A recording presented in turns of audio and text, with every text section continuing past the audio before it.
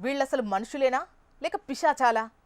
చిన్నారులపై దారుణ లైంగిక వేధింపులకు పాల్పడ్డ కామ పిశాచాలకు యూపీలోని బాండా ప్రత్యేక పోక్సో కోర్టు మరణశిక్ష విధించింది. ఇప్పుడు నేను చెప్పబోయే వాళ్ళు ఏదో అల్లాటప్ప వాళ్ళు కాదు. నీటిపారుదల శాఖ మాజీ జూనియర్ ఇంజనీర్ రాంభవన్, అతని భార్య దుర్గావతికి మరణశిక్ష విధిస్తూ చారిత్రక తీర్పునిచ్చింది కోర్టు.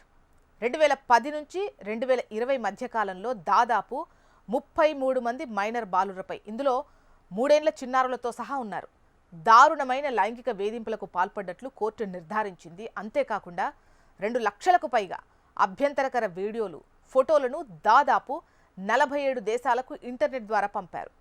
ఈ కేసును అత్యంత అరుదైందిగా పరిగణించిన న్యాయమూర్తి ప్రదీప్ కుమార్ మిశ్రా నిందితుల క్రూరత్వం సమాజ నైతిక పునాదులనే కదిలించిందని పేర్కొన్నారు. బాధితులైన 33 మందికి ఒక్కొక్కరికి 10 లక్షల చొప్పున పరిహారం చెల్లించాలని యూపీ ప్రభుత్వాన్ని కోర్టు ఆదేశించింది. ఇక నిందితుల ఇంట్లో స్వాధీనం చేసుకున్న నగదును కూడా బాధితులకు సమానంగా పంపిణీ చేయాలని సూచించింది. వీళ్లను చూస్తే ఎలా ఉన్నారు? ఎవరైనా నమ్మి బిడ్డల్ని వదలగలుగుతారా? ఏం క్రూరత్వం ఇది!